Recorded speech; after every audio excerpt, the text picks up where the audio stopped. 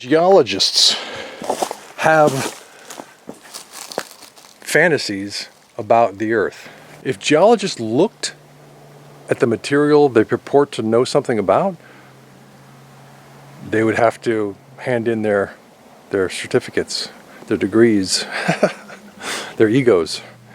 Because none of what they would be looking at, none of what they would be seeing would match what they've been told and what they tell others.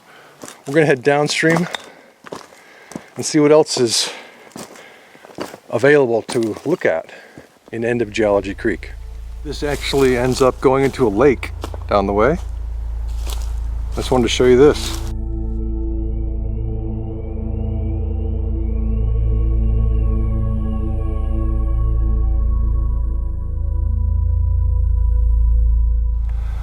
Institutional geology has not been here. Let's look at this seam right here. Not fracture, but seam. That seam goes through what institutional geology calls separate sedimentary layers. Got the hard layer on top, right? Softer layer taken out by erosion. See that smooth interior surface? See how smooth that is? If that's a fracture, if this line is a fracture, as institutional geology tells us it is,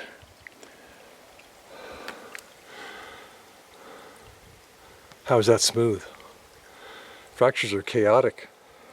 They don't follow one line, right? Through many different layers of sedimentary material. Now, interestingly, this is a double seam, and we've seen this before. They seem to enjoy doing small sections, right, between the larger sections. I'm going to show you the next seam down the way.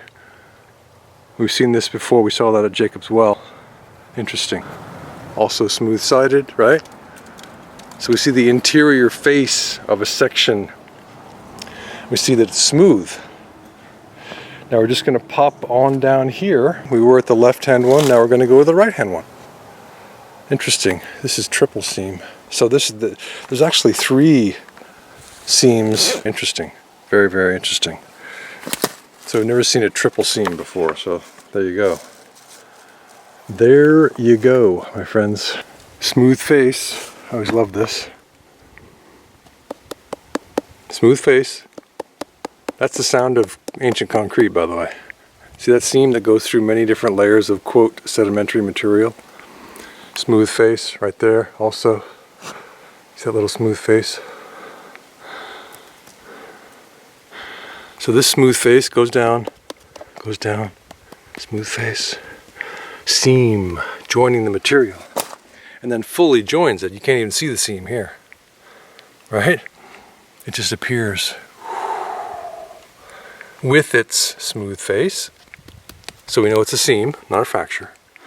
This isn't breaking apart, it's joined together. See how it's joined together?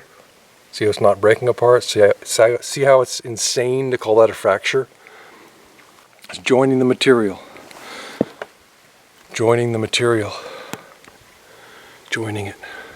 And here's the far left of the 3. So there's a 3, right? 1, 2, 3. Far left of the 3, all the way to the top.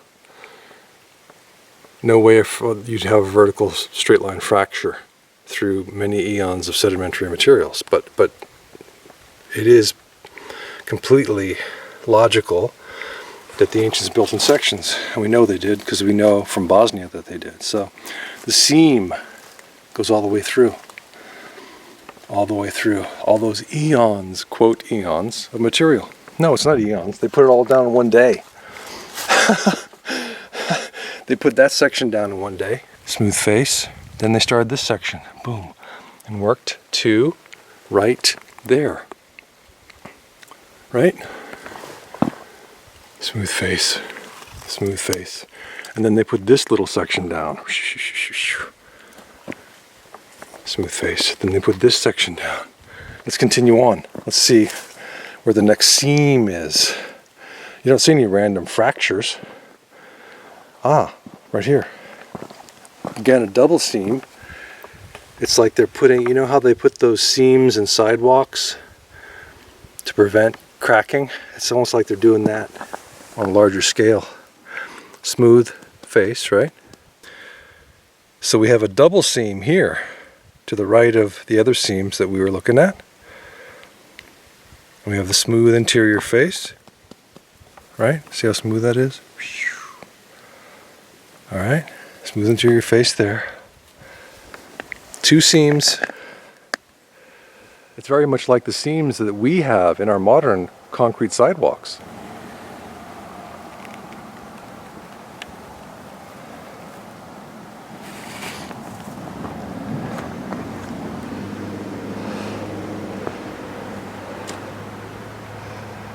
Let's look for the next seam, shall we? We're looking for a seam because we know it's there, but we know it's terraforming by the evidence, not because we had a theory that we put into a textbook. Here's the seam, and it's a double seam, okay?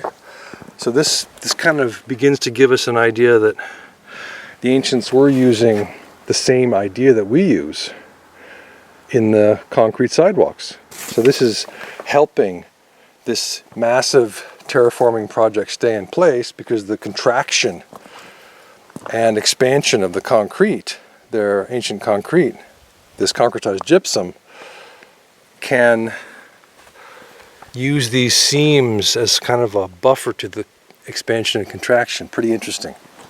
Those little tiny areas. So those, even if these get broken apart, then the larger areas stay in place. Pretty great. Then we have this seam.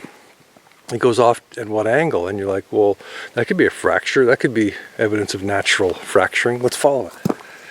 Is it a fracture though? Do you see any fracturing? Or do you see joining? Joining. Now there, it does kind of look like it's fracturing there, right? Okay. But we see the smooth interior face, right? Smooth interior face.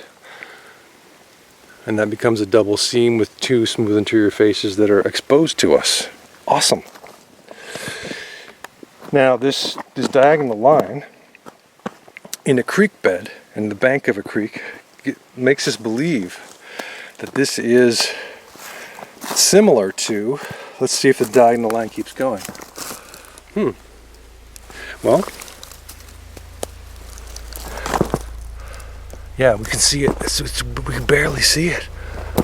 And now it's covered. Why are the ancients building creek beds and river beds with diagonal seams?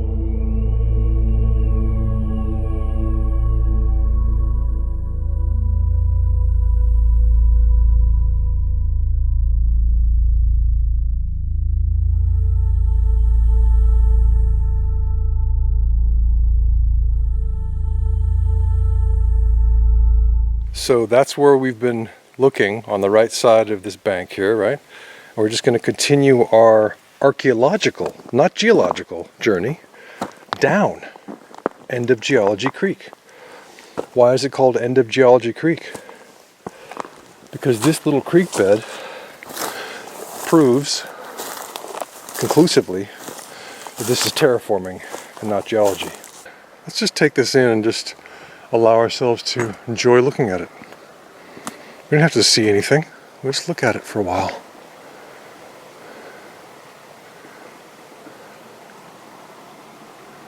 Interesting.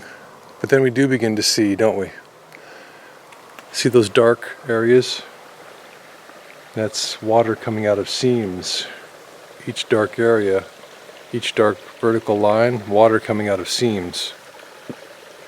The lines that go from all the way up and down, you see, those lines are seams.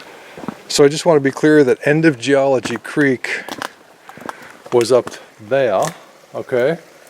It's up that way, and it comes in and meets this other creek, which is bigger. So the water from this and the water from End of Geology Creek meet right here, and have over the centuries and millennia taken out the softer layers, okay? And you can see the alternating hard and soft layers that the ancients created there. Some nests for birds. And then we see the straight line seams, the sectioning in those two lower, really, really tall, deep sections. are layers. Institutional geologists are throwing up straw man arguments, okay? I'm just showing you what's here. I'm showing you straight line seams that go through, that transverse different sedimentary layers, different eons, okay? I'm just showing you that. I'm not throwing up a straw man argument, but the geologists will give you straw man arguments. They'll always talk about erosion. They'll say it formed. When they say it formed, that's just words. That's just nonsense. What formed it? What's the actor? What's the action that formed anything that they're talking about? Wind and rain. Yeah, really? Well, show us. Tell us all how the Grand Canyon was formed by the erosion of one small river, when there's no smooth features in the canyon whatsoever. They're all angular. The canyon top is totally flat, and then suddenly it goes straight down. And they're like, that's river water erosion. Really? Was it some kind of weird river water that we've never heard of that makes sheer faces and sharp angles everywhere? That's river water erosion? It's so clearly not. Then you realize from the electric universe work that this is a plasma discharge from another planet that took all that material out in probably a minute or two. Just took it out into space and then landed back. Some of it landed back on our planet. Who knows where it ended up. This is Jock Doubleday reporting from end of Geology Creek here in Gillespie County, Texas.